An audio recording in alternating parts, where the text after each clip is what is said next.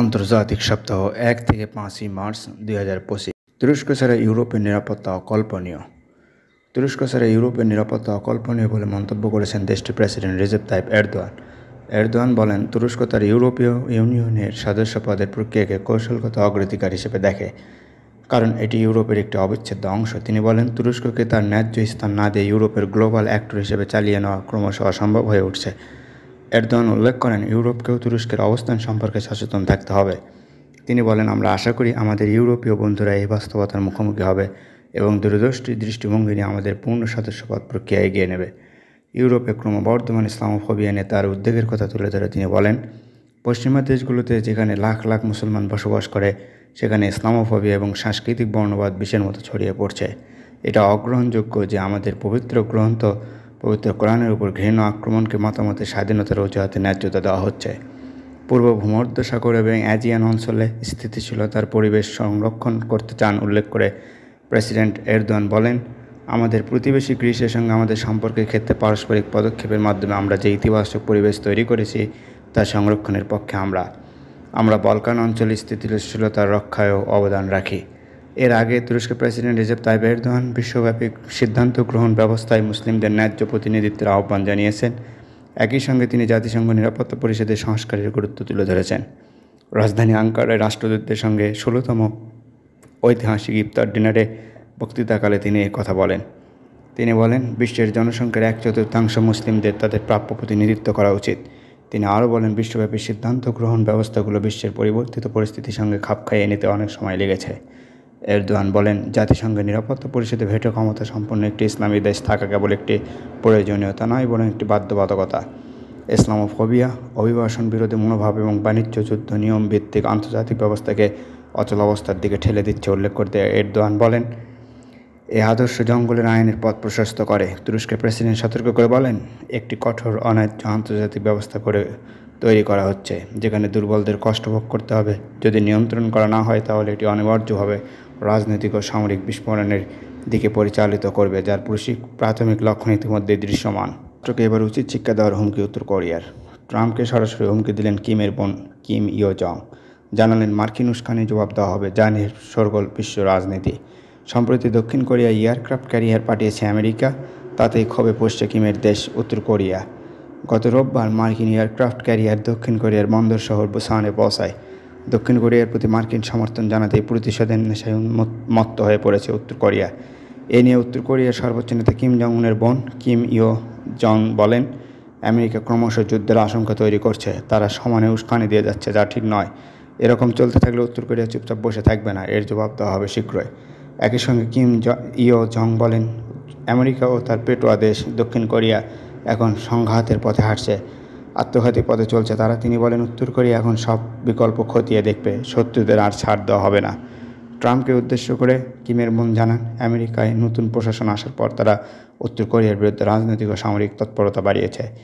আগের প্রশাসনের বিরুদ্ধাচরণের নীতি নিয়ে চলছে, এর ফল ভালো হবে না।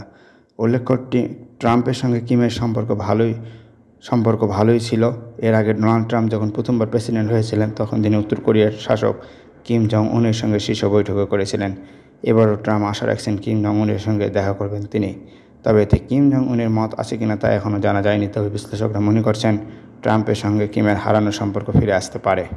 যুবরাজ ও লেবাননের প্রেসিডেন্টের রিয়াদে আনুষ্ঠানিক বৈঠক। সৌদি আরব ও লেবাননের মধ্যে সম্পর্ক পুনঃস্থাপনের অংশ হিসেবে সৌদি যুবরাজ মোহাম্মদ বিন সালমান ও লেবাননের প্রেসিডেন্ট জোসেফ আউন রিয়াদে বৈঠক করেছেন।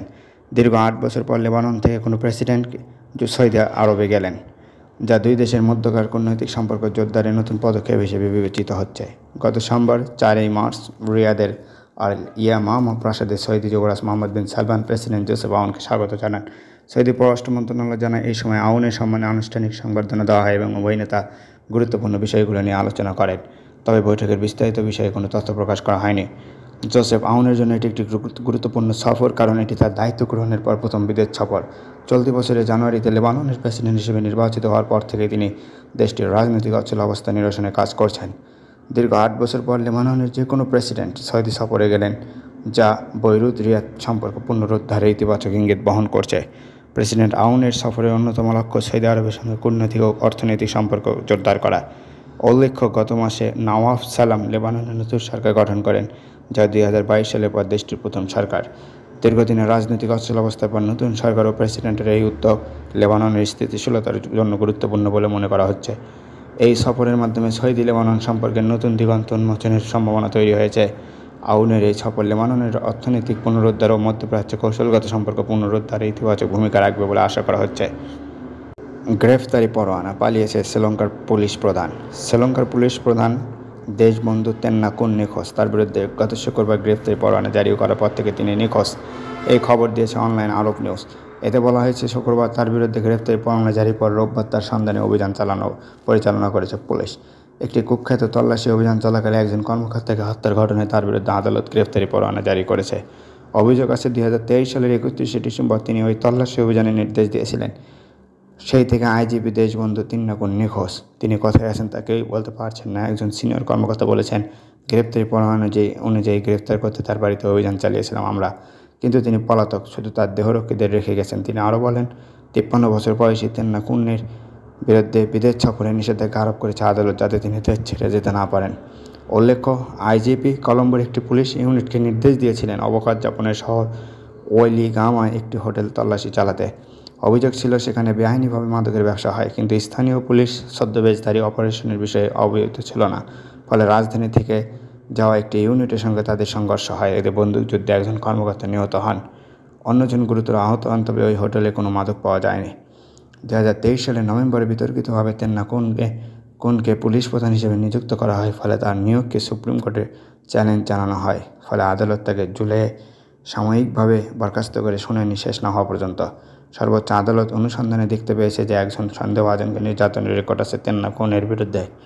এই নিয়ে আলাদা একটি মামলাও আছে। তা সত্ত্বেও তাকে আইজিপি পদে নিয়োগ দেওয়া হয়। আদালত ভিকটিমকে প্রায় 5 লাখ রুপি পরিশোধের নির্দেশ দিয়েছিলেন তেন্নাকুনকে, কিন্তু ওই সময় সরকার বিচার বিভাগের নির্দেশ উপেক্ষা করে।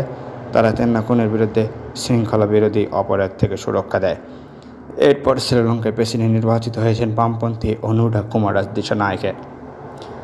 তিনি সম্প্রতি ওয়াশিংটন থেকে আর্থিক সহায়তা পান। তাকে বিদ্যমান ঋণ চুক্তির অধীনে প্রায় $33 কোটি দেওয়ার সবুজ সংকেত দেয় আন্তর্জাতিক অর্থ তহবিল IMF।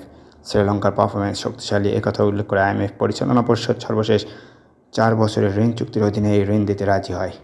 ট্রাম্পের হুমকির পর কানাডার সার্বভৌমত্ব রক্ষায় রাজা চার্লসের সঙ্গে বৈঠকে ট্রুডো। যুক্তরাষ্ট্রের প্রেসিডেন্ট ডোনাল্ড ট্রাম্প একাধিকবার বলেছেন, কানাডার উচিত যুক্তরাষ্ট্রের 51তম অঙ্গরাজ্যে পরিণত হওয়া।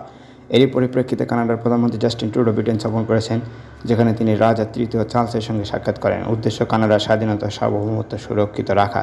ট্রাম্পের প্রস্তাবের পর কানাডার প্রধানমন্ত্রী ট্রুডো আজ সোমবার ব্রিটেনের রাজা তৃতীয় চার্লসের সঙ্গে বৈঠকে বসেন।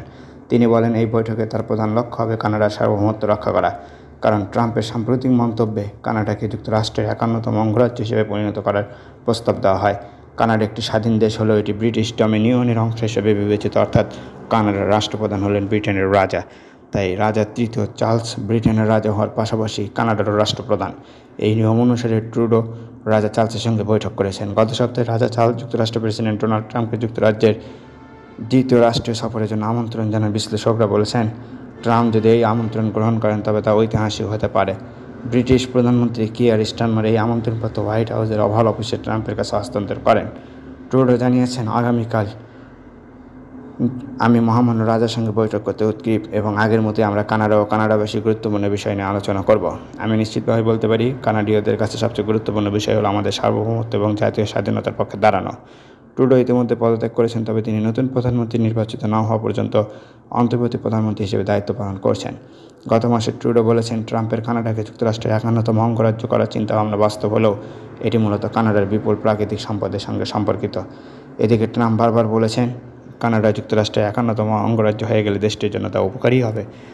যখন ট্রুডোকে ট্রাম্প এবং ইউক্রেনের প্রেসিডেন্ট জেলেনস্কির বৈঠক সম্পর্কে প্রশ্ন করা হয়, তখন তিনি বলেন, আমি জেলেনস্কির পাশে আছি। সীমাহীন জ্বালানির সন্ধান পেয়েছে চীন। সীমাহীন এক জ্বালানির উৎসের সন্ধান পেয়েছে চীন। এই জ্বালানি দিয়ে তারা 60,000 বছর চলতে পারবে। বেইজিংয়ের ভূবিজ্ঞানীরা এমন দাবি করেছেন। এই খবর দিয়ে অনলাইন ডেইলি মেইল বলেছে, ইনার মঙ্গোলিয়ায় বায়ান ও খনিজ কমপ্লেক্সে পাওয়া গেছে পর্যাপ্ত পরিমাণ থোরিয়াম। এটা এত বেশি যে তা দিয়ে চীনাদের প্রতিটি বাড়িতে চিরদিনের চাহিদা মেটানো সম্ভব। উল্লেখ্য, থোরিয়াম হালকা মাত্রার একটি তেজস্ক্রিয় পদার্থ। এটা দিয়ে পারমাণবিক বিদ্যুৎ কেন্দ্র তৈরিতে ব্যবহৃত হতে পারে। এর নাম হবে মলটেন সল্ট রিঅ্যাক্টর। তা থেকে আসবে অসীম পরিমাণ বিদ্যুৎ। বিজ্ঞানীরা বলছেন, যদি ওই খনি থেকে পুরোটা থোরিয়াম উত্তোলন করা যায় তাহলে তার পরিমাণ হবে 10 lakh ton. The South China Post প্রকাশিত হয়ে পড়ে একটি রিপোর্ট উল্লেখ করে এই তথ্য দিয়েছে। গবেষণায় বলা হয়েছে ওই খনিতে থোরিয়ামের উৎস এখন পর্যন্ত অস্পৃশ্য অবস্থায় আছে। এটা যথাযথভাবে উত্তোলন করা গেলে তা সারা বিশ্বের জীবাশ্ম জ্বালানির উপর নির্ভরতার ইতি ঘটাবে। গবেষকরা আরও দাবি করেছেন যে ইনার মঙ্গোলিয়ার একটি লোহার আকরিকের খনি থেকে 5 বছরের যে বর্জ্য খনিজ হিসেবে পাওয়া যাবে তাতে যে পরিমাণ থোরিয়াম থাকবে তাদের যুক্তরাষ্ট্রের 1000 বছরের বিদ্যুতের চাহিদা মেটানো সম্ভব। উল্লেখ্য, এই খবরটি এমন এক সময় এলো যখন চীন, রাশিয়া ও যুক্তরাষ্ট্রের পারমাণবিক বিদ্যুৎ উৎপাদনের জন্য গুরুত্বপূর্ণ পাওয়ার সোর্স সন্ধান করছে। গবেষণায় পুরো চীনে 233টি থোরিয়াম সমৃদ্ধ অঞ্চলের সন্ধান মিলেছে। যদি একথা সত্য হয় তাহলে চীনে যে পরিমাণ থোরিয়াম জমা আছে তা আগের হিসাবকে অনেকটা ছাড়িয়ে যাবে। প্রচলিত পারমাণবিক চুল্লিতে ব্যবহৃত হয় ইউরেনিয়াম 232, তার চেয়ে কমপক্ষে 500 গুণ বেশি থোরিয়াম জমা আছে। ফলে চীনের মুখে হাসির রেখা দেখা দিয়েছে। পারমাণবিক চুল্লি তেজস্ক্রিয় পদার্থকে ফিশন বা বিগলন নামে একটি প্রক্রিয়ার মাধ্যমে শক্তি সৃষ্টি করে। এই প্রক্রিয়াকালে ওই তেজস্ক্রিয় পদার্থ ভেঙে টুকরো টুকরো হয়, অধিক স্থিতিশীল পদার্থে পরিণত হয়, তার সঙ্গে প্রচুর তাপশক্তি সৃষ্টি করে। এই তাপশক্তিকে ব্যবহার করে স্টিম টারবাইন চালানো যায়। নিজে থেকে থোরিয়াম বিগলনযোগ্য নয়, এর অর্থ হলো ফিশন প্রক্রিয়ায় ব্যবহার করা যায় না, তবে ফিশন প্রক্রিয়ার ভিত্তি হিসেবে তা ব্যবহার করা হয়। এর কারণ হলো থোরিয়াম হলো উর্বর। এর অর্থ যখন নিউট্রনের সঙ্গে সংঘর্ষে বোমার মতো আচরণ করে তখন থোরিয়াম পরিবর্তিত হয়ে ইউরেনিয়াম 233-এ পরিণত হতে পারে। মল্টেন সল্ট রিঅ্যাক্টরে থোরিয়াম মিশ্রিত হয় আরেকটি রাসায়নিক লিথিয়াম ফ্লোরাইডের সঙ্গে এবং তা প্রায় 1400 ডিগ্রি সেলসিয়াস মতো উত্তপ্ত হয়। এই মিশ্রণ তারপর নিউট্রনের সঙ্গে সংঘর্ষ ঘটায় যতক্ষণ না কিছু থোরিয়াম পরিবর্তন হয়ে ইউরেনিয়াম 232-এ পরিণত হওয়া শুরু করে। এটি একটি ফিশন বিক্রিয়া। ক্ষয় প্রক্রিয়ার এই ইউরেনিয়াম তখন অধিক পরিমাণে নিউট্রন তৈরি করে, তা অতিরিক্ত থোরিয়ামের সঙ্গে বিক্রিয়ার মাধ্যমে জ্বালানিতে পরিণত হয়। এই প্রক্রিয়া চলাকালে পারমাণবিক চুল্লি অসীম পর্যন্ত শক্তি উৎপন্ন করে।